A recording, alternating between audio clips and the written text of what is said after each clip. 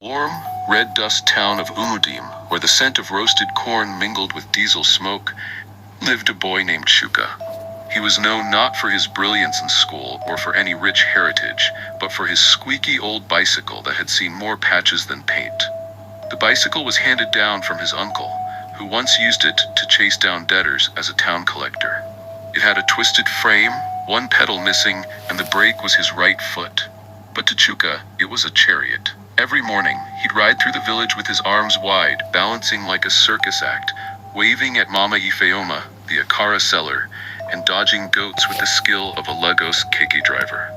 Chuka lived with his widowed mother and two younger sisters. Life wasn't easy. Their father had passed away when Chuka was 10, and from that moment, the weight of a man fell on his slim shoulders. His mother sold vegetables in the local market, and Chuka would help deliver her goods on that same bicycle. The village folks laughed sometimes. Chuka and that bicycle, na lovewing no day break. But what they didn't know was that Chuka had dreams. Big ones. When he sat on that old seat, he imagined himself steering a shining car through the streets of Abuja or even overseas. He didn't know how, but he believed in the impossible. One Saturday afternoon, after returning from a delivery to the next village, Chuka parked his bicycle under the mango tree and looked up at the sky.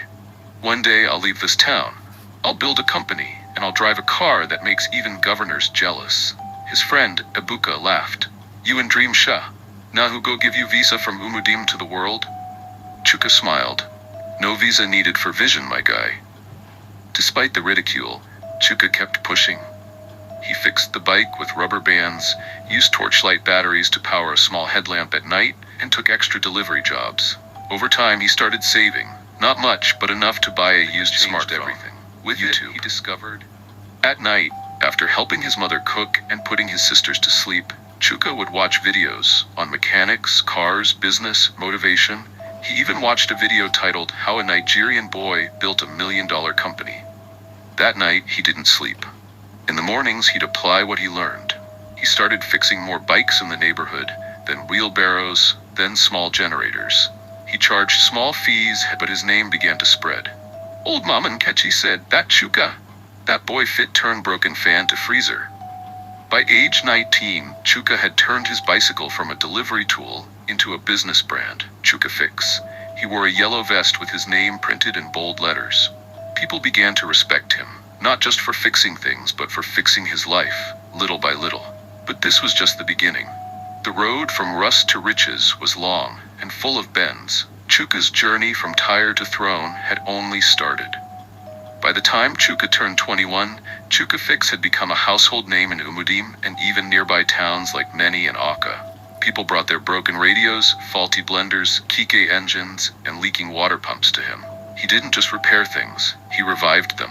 His small zinc workshop beside Mama Nkechi's shop became a hive of activity, buzzing with customers and clanking metal. But Chuka didn't stop there. One hot afternoon while fixing a generator carburetor, he received a visitor. A tall man in a white kaftan and designer slippers. His name was Mr. Okoye, a businessman from Onitsha. I hear say you be the boy way they fix anything, Mr. Okoye said.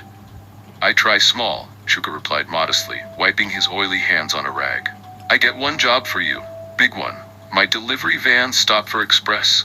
If you fit repair you go follow me, return go Onitsha for better business. Chuka followed without hesitation, his toolbox tucked under his arm. The van had overheated. Within an hour, Chuka found the fault. Mr. Okoye was impressed. Boy, your hand day blessed. Come work with me in Onitsha. That was how Chuka's life shifted gears. In Onitsha, he entered a world of parts, engines, tools, and vehicles he had only seen on his cracked phone screen. He worked under a big mechanic known as Engineer Bullet, who taught him the business side of auto repair. Chuka learned how to order parts in bulk, how to talk to wealthy clients, and how to fix cars worth more than his entire village. He was quick to learn, humble, and never afraid to get his hands dirty. By age 24, Chuka had saved enough to rent his own workshop, a big one, with banners that read Chuka Fix Motors, powered by Vision. He hired 3 apprentices from his hometown and gave them food, shelter, and skills. People began bringing cars from Enugu, Asaba, even Lagos, just to get the boy genius to touch their engines. But one day, Something happened that would change everything.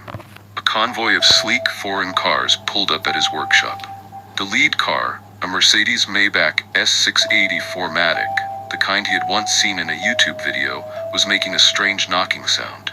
The owner stepped out, dressed in a sharp black suit with a wristwatch that probably cost more than Chuka's workshop. "Who is the one they called Chuka?" the man asked. "That's me, sir," Chuka replied. The man's name was Chief Alaba, a Lagos-based millionaire. His driver had recommended Chuka fix after a failed attempt at 3 other repair shops. "Fix this, and you'll be hearing from me again," the chief said. Chuka studied the car like a doctor reading a patient's chart. With quiet confidence, he diagnosed the problem, something in the timing system, and fixed it within 2 hours. He explained everything clearly, even suggesting a preventive maintenance schedule. Chief Alaba was stunned. "Young man, how come you talk like you trained abroad?" Chuka laughed. Chief nodded. "In a YouTube and village experience. Come to Lagos. Let's talk business." That night, Chuka sat in his one-room apartment and stared at the ceiling fan spinning lazily. Was he ready for Lagos? Was he ready for something bigger? He looked down at his old bicycle frame, now hanging on the workshop wall like a trophy. He remembered the bumpy roads, the rain, the dust, and the days of delivering pepper on 2 wheels. "I didn't come this far to stay the same," he whispered. The next morning, he packed his bag, locked his workshop, and boarded a bus to Lagos, chasing a future that smelled like fuel, metal, and destiny. Lagos.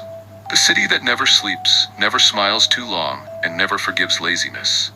When Chuka arrived at Djibouti Park, he felt like a small nut thrown into a giant machine.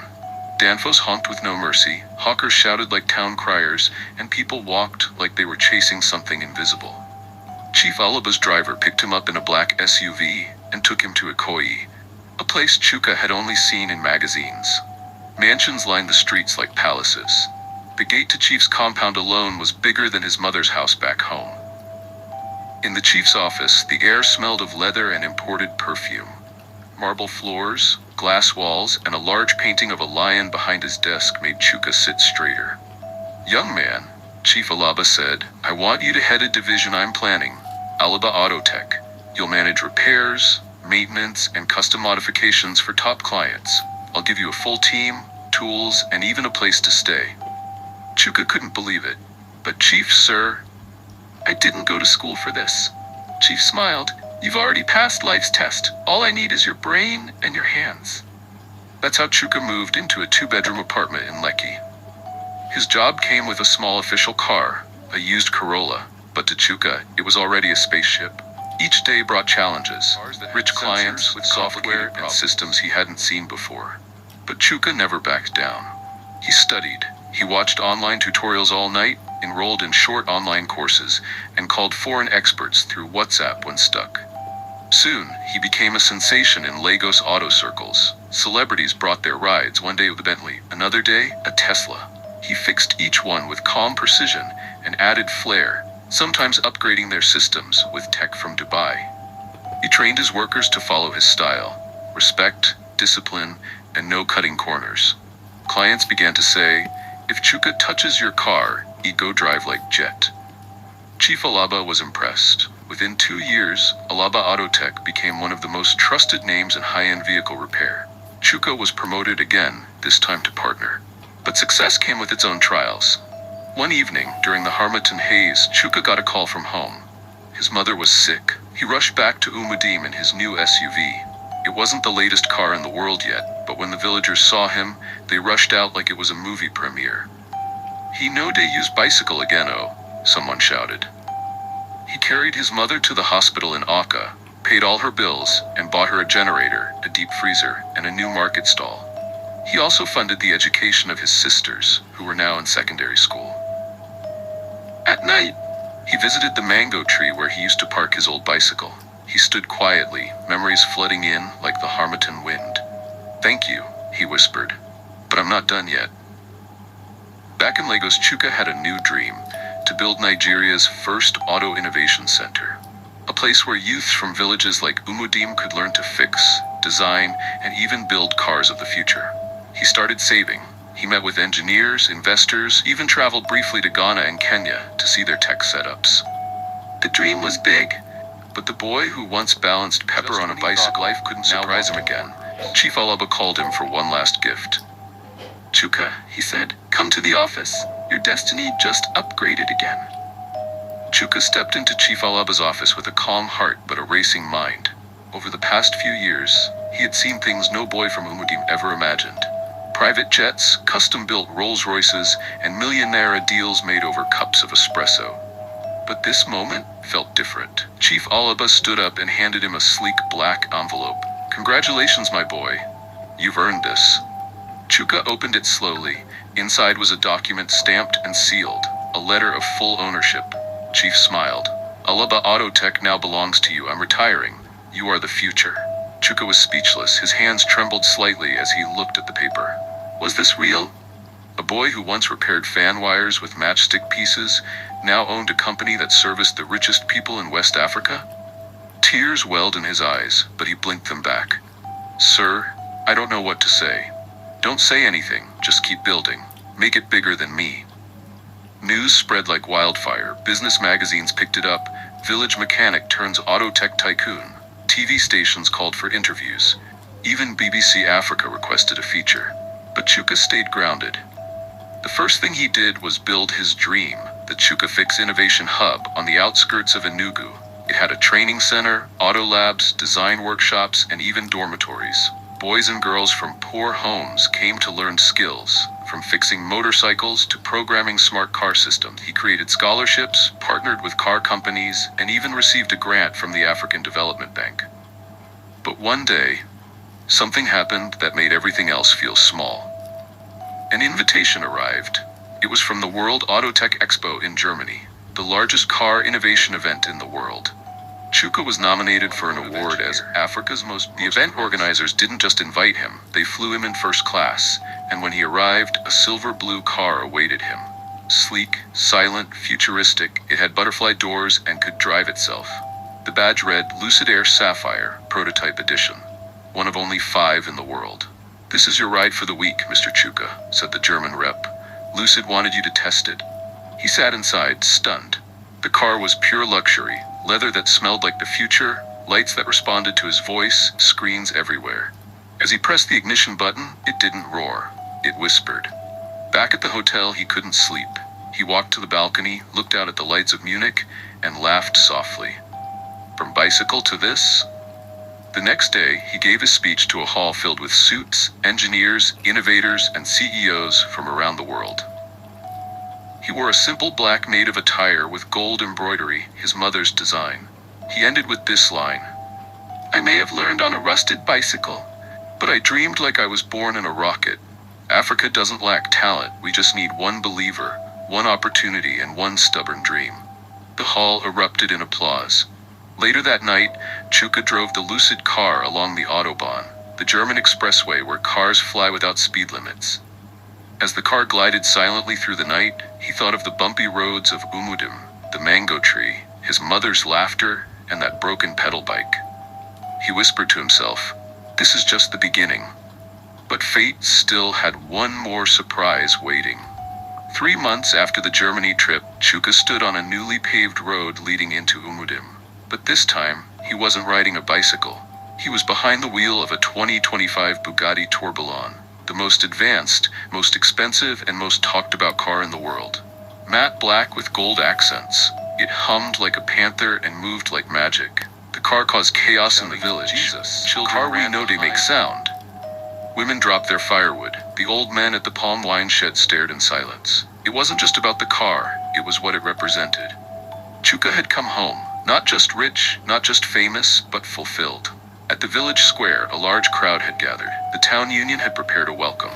Red carpets, traditional dancers, the Igwe in full regalia, a talking drum beat out his name. Chuka Dinma. Chuka Bumadu. Chuka is good. Chuka is a great man. The same tree where he once parked his bicycle now had a plaque. In honor of Chuka Fix, proof that great things can start small. Chuka took the microphone, surrounded by youths, elders, and market women. "I did not come back to show off," he said, "but to remind you that if a boy like me can do it, so can your sons and daughters. What you need is not big money, but a big mind. Don't laugh at small beginnings. My first car was a bicycle. The crowd laughed, clapped, and shouted. He then unveiled a second gift, Chuka Fix Umudim Hub, a new center for learning tech, trade, and auto repairs, fully powered by solar energy. Youths from surrounding villages would attend free, learn skills, and dream again. That evening, as the sun turned the red sand gold, Chuka sat with his mother under the mango tree. She looked at the Bugatti, then at her son, and shook her head with a smile. Chuka, you remember that day I said you will ride something better? He nodded. Yes, Mama. But this is not just better, it's the best. They laughed, but she looked serious for a moment. The car is fine, but your real journey is how you carried people with you. You never forgot home. That is what makes you truly great. Chuka leaned back and looked at the sky. Everything he had done, the sweat, the late nights, the tools, the travel, had brought him here. Not just to wealth, but to purpose. He had not only changed his story, but also lit the boy who once pushed a rusted bicycle through muddy roads now sat beside his mother, the hum of the world's most powerful engine resting quietly in the background, his name forever written in the heart of his people. From tyre to throne, and he never looked back. The end of the story. Please don't forget, if you're loving this video, go ahead and tap that subscribe button. It's free and it helps us bring you more awesome content. Don't forget to turn on the bell so you won't miss a thing. We're so happy to have you with us, and Ishtarn. If you're enjoying what you're watching, make sure to hit that subscribe button and join our community. Don't forget to click the bell so you're always the first to know when a new video drops. And don't forget, type on comment section which country you are watching from. And watch more on African folktale stories. Thanks.